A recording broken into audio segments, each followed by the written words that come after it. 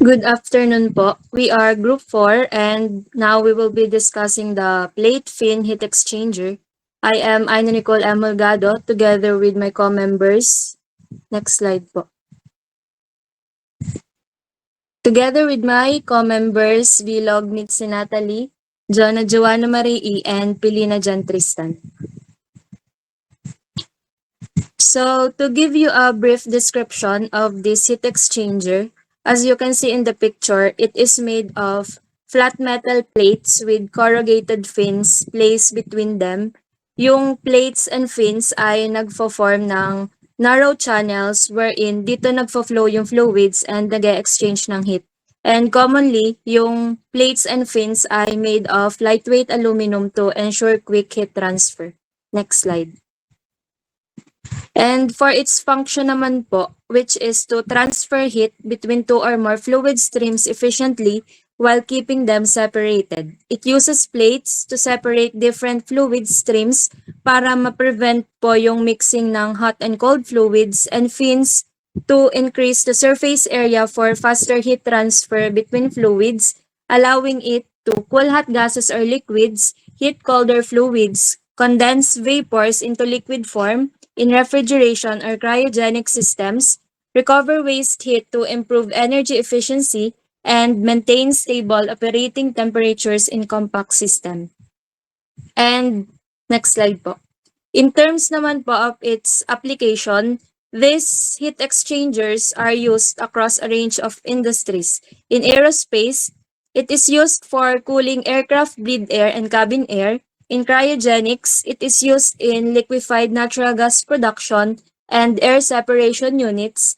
In petrochemicals and gas processing, it is utilized in synthetic gas production, natural gas treatment, and other gas refining operations. In automotive and rail transport, it is installed in motor cars and railway engines. And lastly, in refrigeration and air conditioning, it is found in supermarket chillers, HVAC units, and cold storage warehouse.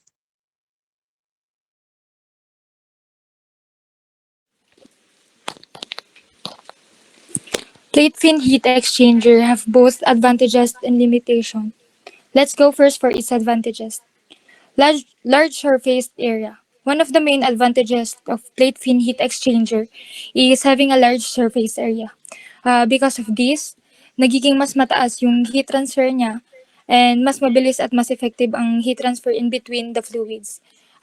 This only means lang po that less energy is wasted and the system becomes more efficient overall. That's why it's ideal for processes na kailangan na mabilis at consistent na heat transfer like refineries and cooling system. Next naman po is yung compact design. This means that kahit maliit yung size ng equipment, mas effective pa rin po ang performance nito. This is very useful in places where spaces is limited, like offshore platforms or industrial plants. The compact design also makes it easier to install and integrate with other equipment without compromising efficiency. Next is its high resistance. Plate fin heat exchanger also have high resistance. Ang ibig sabihin lang po nito is kaya nitong mag-operate under high pressure and temperature conditions. That makes it very reliable for heavy-duty applications, especially in the oil and gas industry where the environment is harsh. Even if exposed to extreme conditions, it still performs efficiently without getting easily damaged. And lastly, it's very durable and versatile. Gawa ito sa high-quality materials tulad ng stainless steel, kaya resistant siya sa corrosion and long-lasting gamitin. Its versatility also means pwede siyang gamitin sa iba't ibang applications from industrial cooling, air separation, refrigeration, hanggang sa aerospace systems. So overall, it's a strong and flexible type of heat exchanger. And however, may mga limitations din po ang ganitong type ng heat exchanger. First, it has lower mechanical strength compared to shell and tube exchangers. Mas delicate siya when it comes to thermal stresses and mechanical damage.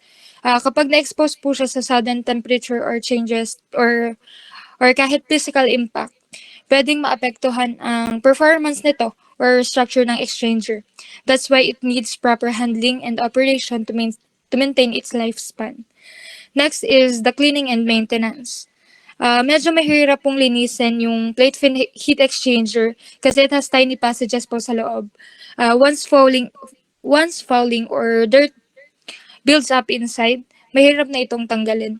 Minsan kailangan ng chemical cleaning pero hindi po laging effective kapag gumagamit ng chemical cleaning. May mga times po na hindi po siya efficient. That's uh, that's why regular monitoring is important to prevent fouling or maintenance performance. Another limitation is its complex design. Mahirap at costly po siya i-manufacture since it needs precise engineering and fabrication.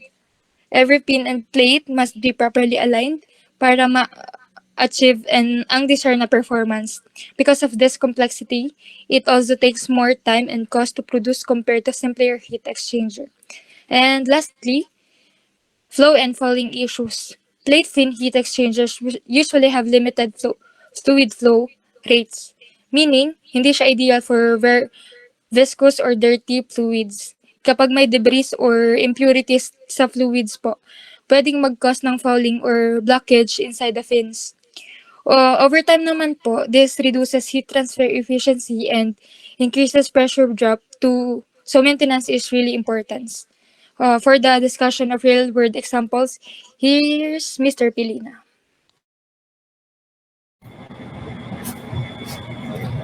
Okay, so for its real world example, let's focus on one of its most common and important uses, which is the liquefied natural gas or LNG plants. So these plants need to cool natural gas to about minus 160 degrees Celsius, so it becomes liquid and easier to store and transport. So in these plants, a single plate fin or the PFHE can handle multiple process streams in one unit. That means it can cool natural gas, refrigerants, and even flash gases all at the same time. Most traditional heat exchangers can only handle two streams, a hot and a cold one. But Platefin can do so much more in a single compact block.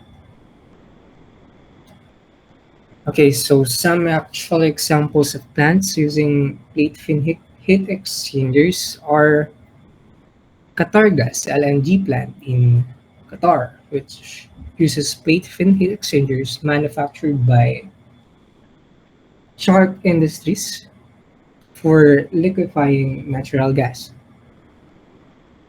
Sabine Pass LNG in the USA, which employs plate fins as its gas pre-cooling trains, and air separation units by Lind Engineering, where plate fins are used to separate oxygen, nitrogen, and argon at cryogenic temperatures. So while I can't found an exact example, but in the Philippines, there are several air separation units and liquefaction or regasification projects that are very likely to use or benefit from plate fin. Say, the Lin Philippines Apalit plant is upgrading to include a nitrogen liquefaction unit where it will give the need for efficient cooling and multiple streams. So plate fins in these are an ideal design choice for those parts of the unit. Also, the AGNP PHLNG terminal in Batangas has regasification modules and storage facilities for LNG. In such projects, plate fins will be or are often used in liquefaction or cooling or regasification on the pre-cooling stages. So even if it's not confirmed, it is reasonable to assume plate fins or similar high performance heat exchangers are or will be employed given their advantages. So I think in the future slides, we will see how the hot fluid and the cold fluid move through stock plates and fins. So this layout maximizes heat transfer while minimizing the pressure loss. So to say, heat exchangers are essential in the modern real-world industries where multiple streams, extreme temperatures, and limited space all come together. Their efficiency and versatility make them the go-to choice for the cryogenic processes like LNG and air separation. So I'm calling the next presenter to present their part. Now, let's proceed to the basic structural configuration of a plate fin heat exchanger, which is composed of brazing sheets, fins, and sidebars. The brazing sheets provide structural support and sealing. The fins increase heat transfer surface area, and the sidebars maintain the overall integrity and rigidity of the heat exchanger. Ngayon, may iba't ibang klase po ng fins. We have plain trapezoidal fin, off-strip fin, plain rectangular fin, and wavy fin. Plain trapezoidal fin, this fin shape increases surface area moderately and is typically used in compact heat exchangers for moderate heat transfer enhancement. Ito po ay karaniwan sa automotive and HVAC applications.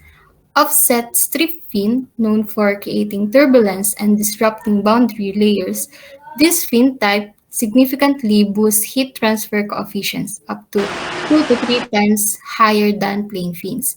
Ginagamit ito sa mga large bres aluminum heat exchangers para sa cryogenics and aerospace applications.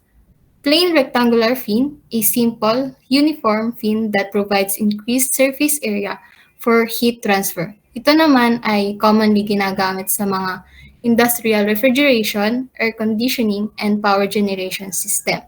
Lastly, wavy fin. The wavy shapes induces secondary flows and turbulence, improving heat transfer efficiency.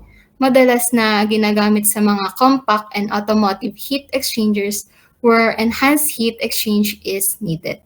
These four types are among the most common fin geometries which is used in plain fit heat exchangers.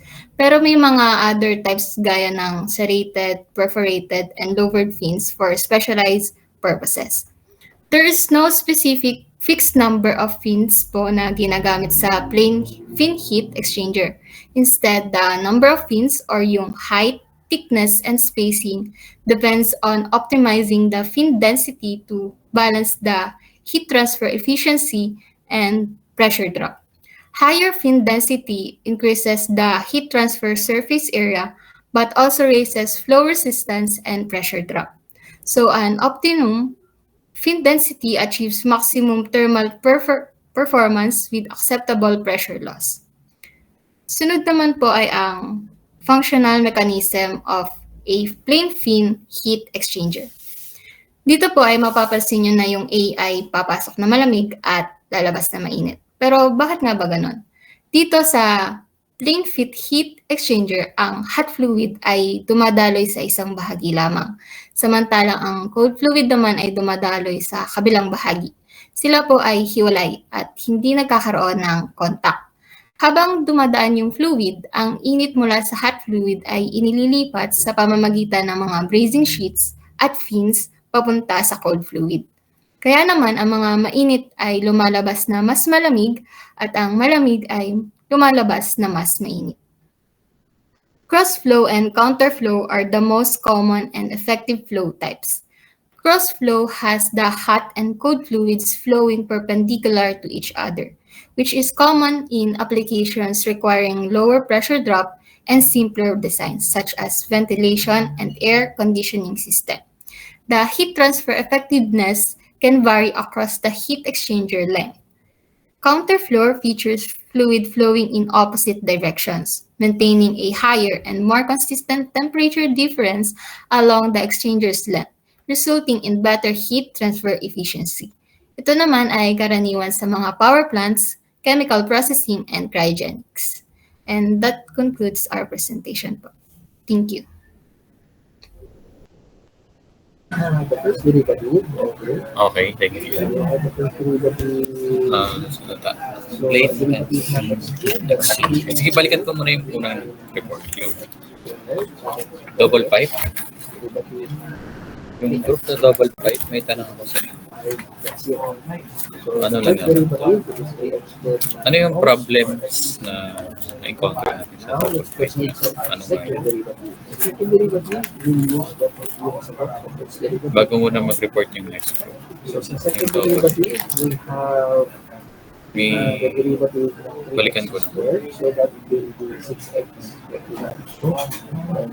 and x raised to 1. Then derivative ng 4x, so that's 4. And derivative ng 3, so that's 0. So, Sa double pipe heat exchanger yung nag-report noon, tanungin ko lang kayo, ano yung problem associated with, give me one problem associated with double pipe heat exchanger. Okay. So we have 6x minus 4. So the derivative ng 6x, so that will be 6. And derivative ng So sir, kabilang na po doon, bali yung sa limitations po niya. Yun nga kung 5. nagkakaroon po ng leakage kasi yun nga po madaming pipes na nakakonekta sa isa't isa po. Kaya nagkakaroon po ng madaming sources po ng leakage. Okay, sige. May leakage siya, paano natin siya na-report? Umabot na tayo sa 0. So at the end, so hanggang 4 derivative na lang tayo. Ano yung Kasi 0 na. in-integrate So natin para using ma-prevent this yung one, leakage? from the first derivative up to 4. So, hindi naman pwede na pwede natin natin magdaan tayo sa first, second, third, fourth, fifth, and sixth. Eh, what if ang pinapahanap sa inyo ay ito? Yung 8 derivative. Sir, ano pong tanong? Paano na-prevent yung In leakage? this case, we use the general formula. Ano po? How do we prevent leakage? Okay po.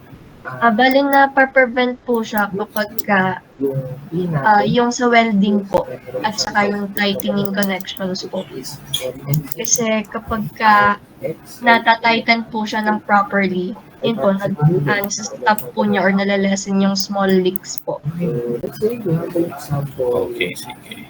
Y is Sa, equal to X. sa next group naman, thank you double pipe Diretso tayo. exchanger group. Doon sa nag-report ng evaporator. Medyo yung kasing evaporator, medyo broad siya, di ba? Maraming types ng heat exchanger na pwede mag-function as evaporator. Okay, so Now, so, Yun is a joke, bro. daan tayo sa section third. Diretso tayo sa fourth. So, we balikan ko have yung evaporator. Sa plate and frame, plate and frame group, tanungin ko kayo, ano yung distinct,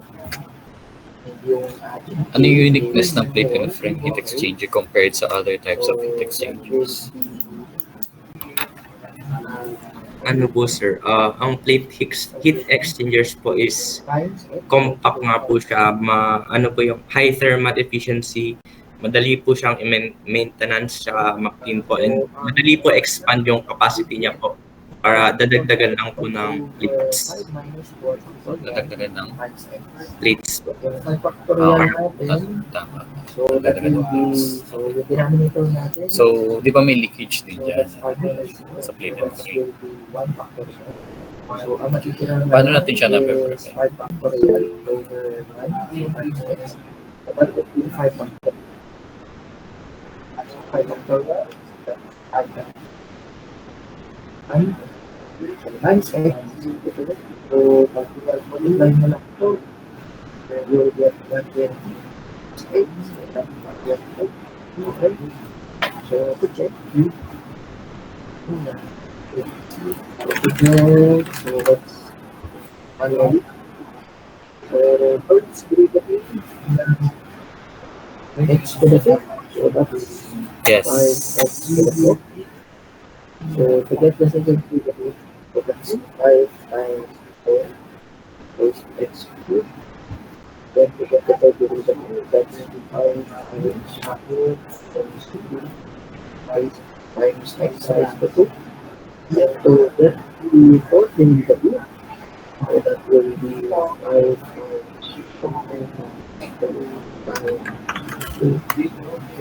Okay, thank you. times x. So, since sa plate and fin naman, yung tanong ko sa group So, nila, nakukuha. Kaya ano yung difference niya sa plate and Nalang, fin? dumiretso na tayo sa baba. Ano, paano na, how is plate and fin different from plate and fin? Here. So, nakuha yung ating higher order derivatives. So, next example. Wala yung tanong dito, ha? Sir, hello po. Example. Since yung plate fin po ay gumagamit po siya ng 1/2 x to the plates with fins para po makakreate ng small channels para sa heat transfer. Yung plate and frame naman po ay gumagamit din ng plates na nakaklamp sa frame and nakasealed po siya with gaskets. And yung plate fin naman po ay yung special mahirap po siyang linisin and hindi po siya suitable for fluids with high fouling potential. While yung plate and frame naman po ay madali po siyang i-disassembled at linisin due to its design po. So, we have yung subscript na dalawa. Okay, thank you. Sige. So, yung 5 is yung Dun sa evaporator, isang tanong ko lang sa inyo. Ano yung process ng heat exchange niya, yung evaporator, hindi pa nag-evaporate siya. Is it isothermal? Kopya lang ulit yung 1/2. So, kopya yung 1/2 sa second line. So, that will be 7 factorial all over 7 minus 5 factorial times x raised to 2. Kasi 7 minus 5, so that's x squared. So, continue sa third line. So, that's 1/2 all over 7 factorial. 1/2 times 7 factorial all over 2 factorial times 2. Naku tayo dito sa taas. So, that's 1/2. So, Is ang the 7 process factorial, isothermal? so 756 times 2 Yung evaporator. times 1. And the 2 factorial is 2 times 1. So, may kaparehan siya sa numerator, yung 2 at saka 1. So, cancel. So, that will be, or that leaves us to 1/2 times 7 times 6 times 5 times 4 times 3 times x squared. So, that's 2 2,520 x squared Yes po, sir. times 1/2. So, that's Okay. Bakit? 120. Yes. Kasi po, sa refrigerant po, nagbo-burst po siya at constant temperature po while absorbing heat po. X raised to Okay. Sige, tama. Any question on this example? Okay. Sige, pwede na mag-proceed yung next group, group 5. Naintindihan? Nakukuha, guys? Okay, air-cooled heat exchanger. Okay. Good afternoon to everyone. We are the Group 5 and today we'll be presenting about the air-cooled heat exchanger, also known as the fin fan cooler. This equipment plays a vital role in many industrial processes by removing heat from process fluids using air instead of water. In our presentation later on, we'll discuss how it works, its main components, various applications highlighting why is it essential part of our modern industrial operations. So first we have the function. An air-cooled heat exchanger, also known as a fin fan cooler, is a device designed to remove heat from process fluids, whether liquid or gas, by transferring that heat to the surrounding air. Unlike water-cooled system that rely on cooling towers and large amount of water, this type of exchanger uses atmospheric air as a cooling medium. The hot process fluid flows through fin tubes while large fans blow or draw air across these tubes. The fins increase the surface area, allowing more efficient heat transfer. As a result, the process stream is cooled effectively without depending on external water sources. Now, where do we usually find air-cooled heat exchangers? On to the next slide, we have the applications of the fin fan cooler. Next slide, please.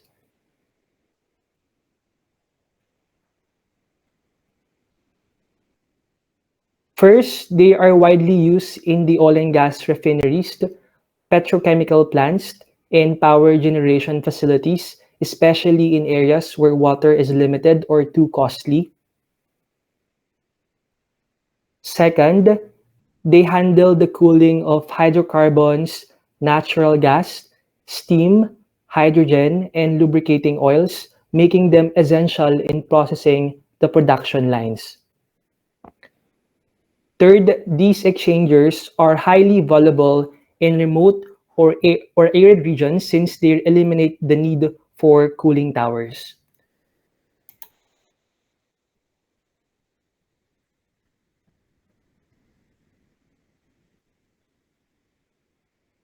It also ensures the process safety and efficiency by maintaining optimal operating temperatures and preventing overheating of equipment. And lastly, it used in continuous and batch operations to achieve reliable cooling with minimal environmental impact since it does not require large volume of water. And now we have the limitations and advantages. We have Miss Bourbon. Thank you so much, Mr. Lansangan. Let us now proceed to the advantages. First is the water conservation. It eliminates large water demand useful in arid or offshore areas. In deserts, offshore rigs, or remote facilities, this is a big advantage kasi walang reliable na water source. By relying only on the ambient air, plants can continue operating sustainably without competing for local water resources. Second is the reduced corrosion risk. It has no direct contact with water, so tubes face less scaling and corrosion. This means a longer service life for the equipment and fewer shutdowns for cleaning or repairs. Kung ikukumpara sa water-cooled systems, mas mababa ang gasto sa chemical treatment at tube replacement. In the long run, this adds significant cost savings for operations. Third is the lower operating cost. It saves expenses related to cooling towers, water treatment, and pumping. Since it only needs fans and ambient air, operational complexity is reduced. Hindi na kailangan ng malalaking auxiliary systems like water treatment plants which lowers both capex and opex. Fourth is the flexible installation. The modular units can be added, isolated, or maintained without full shutdown. This design allows operators to expand capacity as the plant grows, or service one unit while the others stay online. Kaya ito ay madalas din ginagamit sa refineries and petroleum chemical plants na kailangan ng continuous operation. Lastly is the environmental benefit. It avoids wastewater discharge and complies with stricter water use regulations. Unlike water-based cooling, it does not produce contaminated effluent or require chemical dosing. It is eco-friendly and helps companies align with sustainable goals and environmental permits. Moving on to the limitations. Next slide. First is the large space requirement. It occupies more physical space than the water-cooled systems. The big tube bundles and fan structures can take up large ground space or require elevated racks. This can be a challenge in congested industrial sites where space is premium. Second is the lower thermal efficiency. Compared to water, air has poorer heat transfer capability. This means larger surface area and stronger fans are required to achieve the same cooling duty. Mas mataas din ang energy consumption ng fans, which affects the operating costs. Engineers sometimes combine air and water cooling to balance the performance. Third is the dependence on ambient air. Performance drop in hot climates since cooling relies on air temperature. On very hot days, the cooler's efficiency can fall sharply, limiting the plant output. Plants in tropical or desert climates often need oversized units or hybrid solutions. Fourth is the noise and vibration. Fans can generate noise and mechanical stress if not properly maintained. Over time, this can cause wear on the fan's blade, bearings, and motors. Kung malapit sa residential areas, noise can become a compliance issue. That's why regular vibration monitoring and silencers are often needed. And lastly, operational challenges. Susceptible to fouling, hot air recirculation, and uneven cooling in windy conditions, dust, debris, or insects can clog into the fins, reducing the efficiency over time. Kapag hindi maayos yung design, the hot exhaust air can be drawn back into the inlet, causing overheating. Okay, that is all for the advantages and limitations. Let me now call on Ms. Dipasupil for the real-world examples. Okay, so thank you, Miss Bourbon. So, nandito na tayo sa real-world examples ng air-cooled heat exchanger or commonly known as the fin-fan cooler. So, tulad ng sabi kanina, it is an industrial heat exchanger that uses ambient air driven by fans para makapag-cool or condense ng processed fluids flowing through fin tubes. So, para mas malaman natin, ano yung mga example niya, next slide po. So this technology is widely used in oil and gas industry, specifically po sa ating Petron Bataan Refinery that processes at 180,000 barrels per day capacity. So yung mga ganito is ginagamit sa locations where water for cooling is limited or where water-cooled systems are considered impractical. So hindi siya katulad sa mga traditional exchangers na nagre-rely sa cooling water or large cooling towers.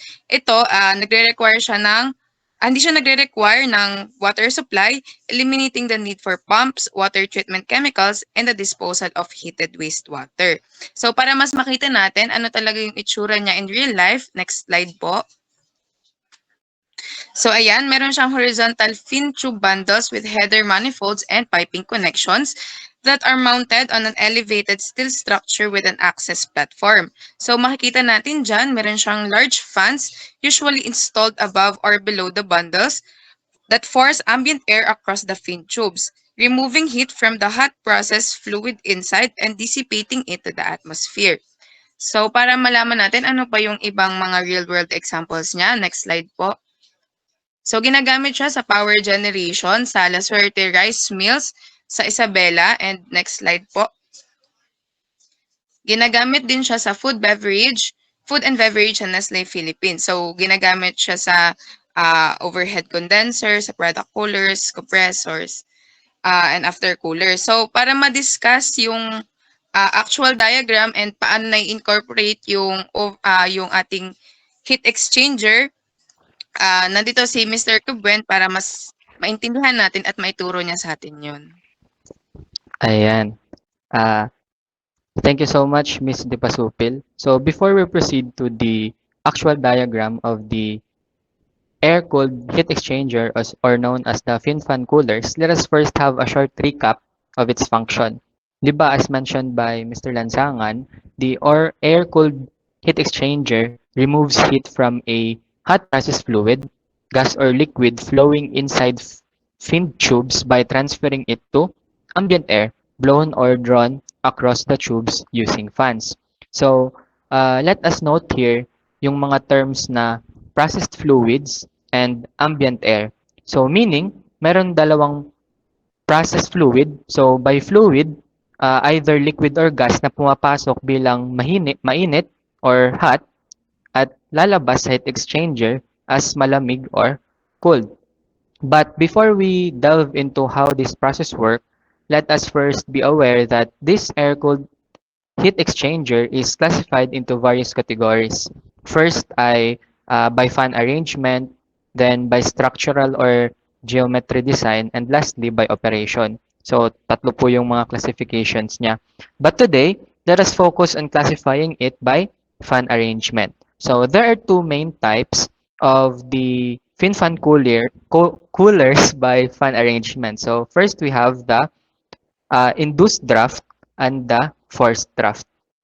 Ayan. For the induced draft, as mentioned earlier, it has the fan above the tube bundle. Ayan. So kung makikita nyo, yung kanyang fan ay nasa taas. What happens is that it pulls the air upward. So this gives more uniform airflow and more stable cooling. Plus, hot air is discharged higher, so less yung chance of recirculation. Ang drawback lang dito is that fans are exposed to hot exhaust air. So, meaning nun, it can shorten the lifespan and then the maintenance is harder dahil elevated ang location ng fan. Kung makikita nyo, diga nasa taas siya. So, on the other hand, yung forced draft naman, as mentioned previously, has the fan below the tube bundle. So, nasa baba po ang kanyang fan, unlike sa induced na nasa taas.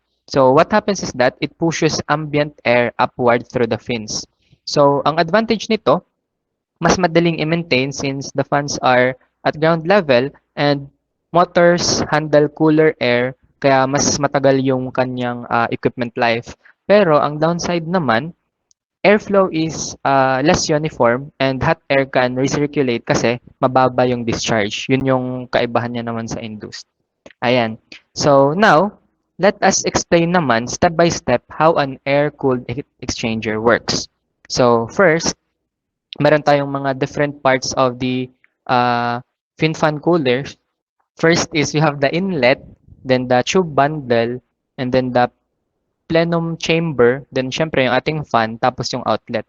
So ngayon, susundan natin yung step by step kung paano nagta-travel yung process fluid. So 'di ba sabi ko, mention ko kanina, we have a process fluid. So meron tayong hot na process fluid na mag-enter sa ating heat exchanger through the inlet header. So this can be gas or liquid and it goes inside the tube bundle. So for example, ito yun, mainit pa yung ating processed fluid, dadaan siya sa tube bundle.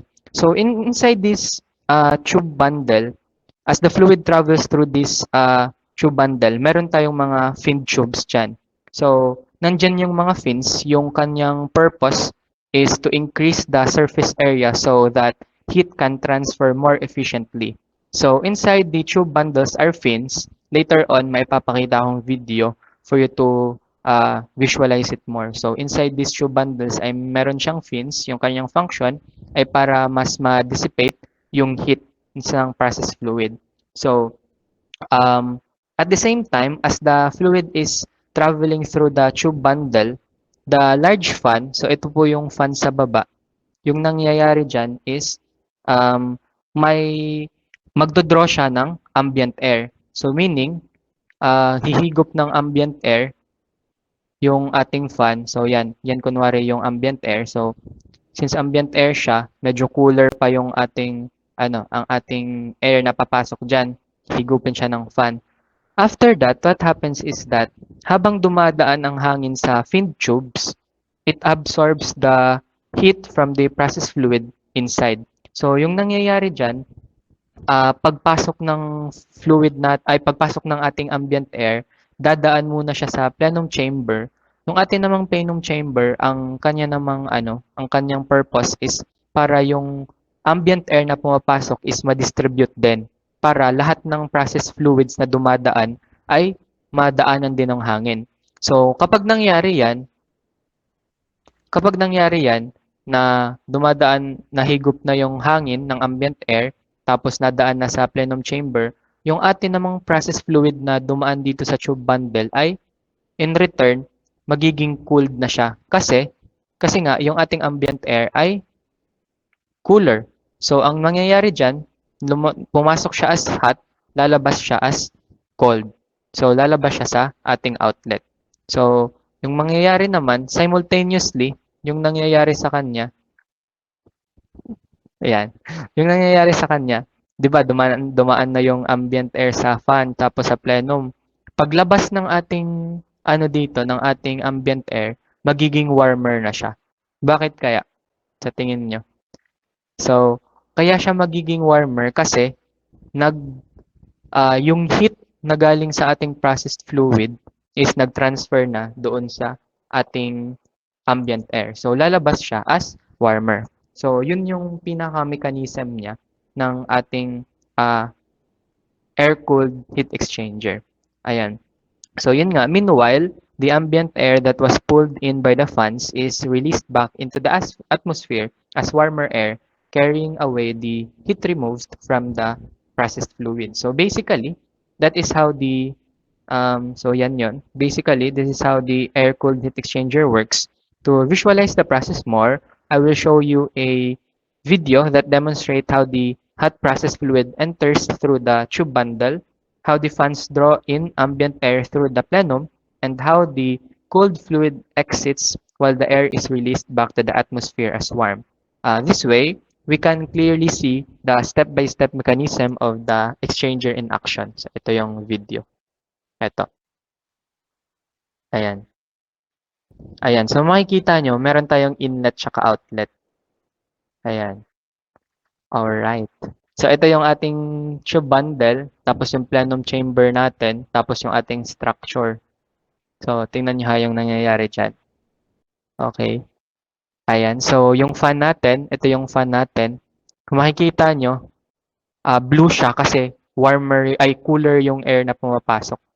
Dito, yung nangyayari dyan ay, wait, ito. Wala, nawawala pala siya. Ayan. Ang nangyayari dito, pumapasok yung ating process fluid sa ating inlet. Pagkatapos niyan, ito, pumapasok siya habang yung simultaneously yung air ay pinupull upward.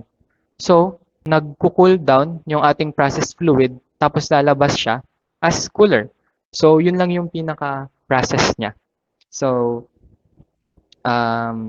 ayun.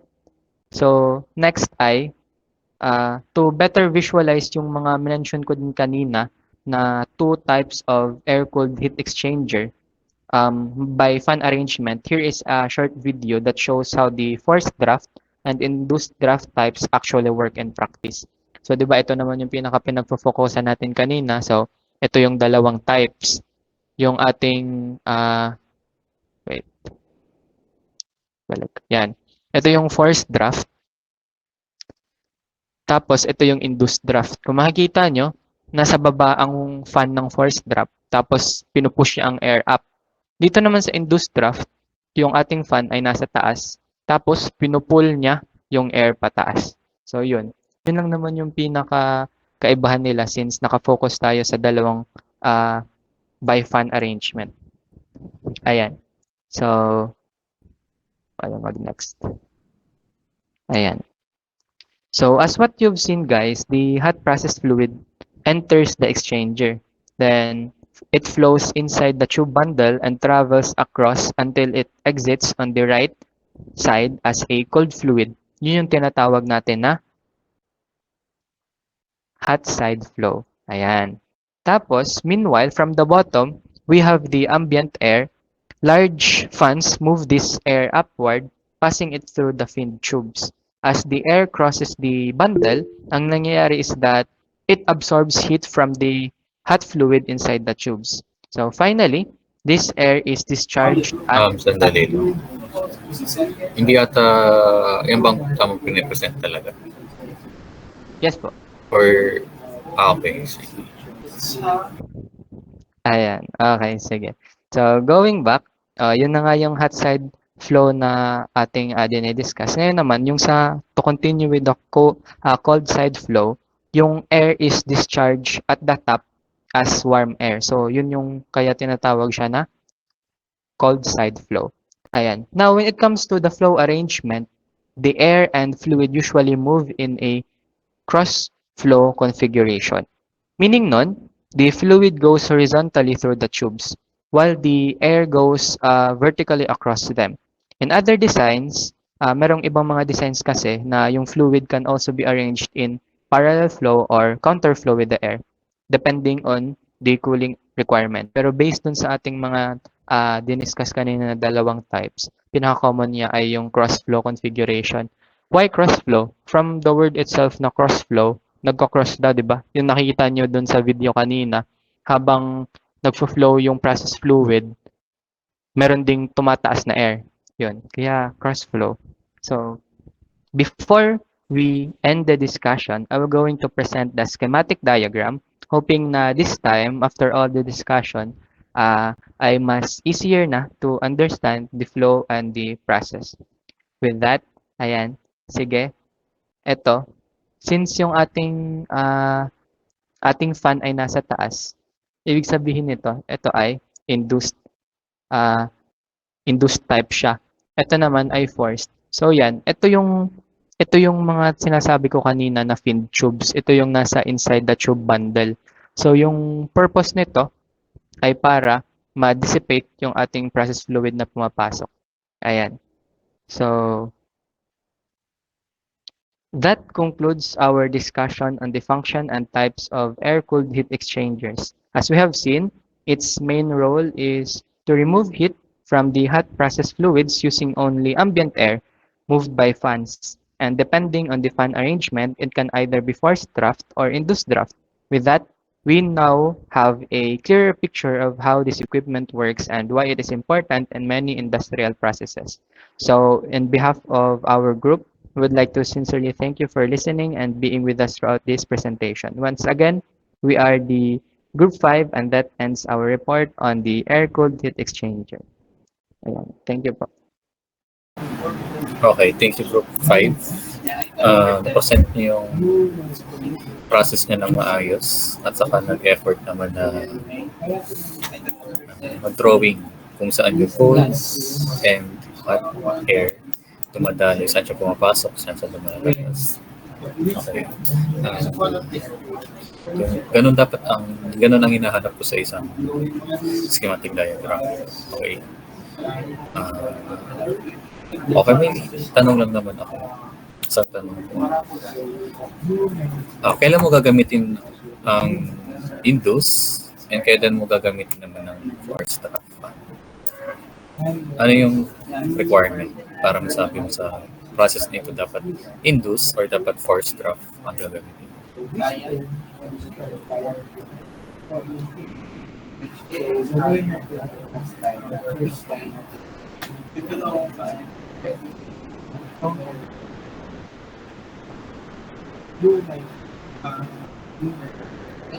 Ayun po sir. As mentioned ko po kanina doon sa nung dinifferentiate po yung induced tsaka forced, nakadepende po siya sa yung dinidiscuss ko po yung kanilang limitation at advantages. Nakadepende po siya basically sa magiging condition po ng site tsaka maintenance requirements. Kasi kapag forced po, yung sa forced draft po kasi, ang maintenance accessibility niya yung pinaka-priority since yung fan nga ay nasa baba lang. So, mas madali siyang mas madali siyang linisin and i-repair and then mag-replace na din ng mga parts since nasa baba nga siya. So, ideal siya if yung air is cleaner since nasa baba nga siya. Tapos, ideal din siya kapag tight yung space, medyo tight lang yung space na meron ka since nga then lower din yung installation cost niya. On the other hand, yung induced naman, since nasa taas na yung kanyang fan, mas better yung kanyang cooling performance. Tsaka, yung airflow distribution niya ay kinakailangan na since nasa taas siya. So, yung fan na nasa taas po, nagpo-pull po siya ng air, di ba? Through the bundle, giving more stable na cooling effect. So, ang ganitong setup po is mas prefer po siya sa larger installation or yung medyo hot na mga climates. Though, isa din po sa limitation in general ng air-cooled heat exchanger ay medyo hindi sa mainit since nakadepende nga lang siya sa ating air, hindi na siya nagdadepend sa water unlike sa iba. So yun, mas high yung exhaust air na dinidischarge ng induced draft po na nagpe-prevent po ng ating recirculation. Ayan po. Okay, thank you Group 5 for your presentation. Okay, natuwa ako sa inyong presentation at clear and well detailed from start of the process to the end of the process sa outflow. Okay? Sige, next group.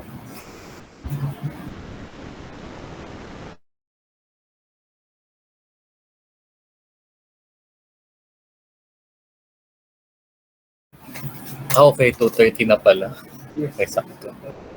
So, ang nag-report ngayon ay 1, 2, 3, 4, 5 groups. May ilang groups pa ba? I believe 3 na lang or 2. 5 pa. 5 pa, okay, sige. Lima ba? Tatlo at dalawa. Kaya lima. Ang layo. Kayo ba may next class pa? Or sa next, ano na lang? Sa next meeting na lang natin. Ano, kasi Sunday naman ngayon, hindi ko nakukunin lahat ng oras. Sige, next group na lang yung magre-report. Yan ay online din. Sa face-to-face natin na discussion ay ako mag-lecture. Okay. Bago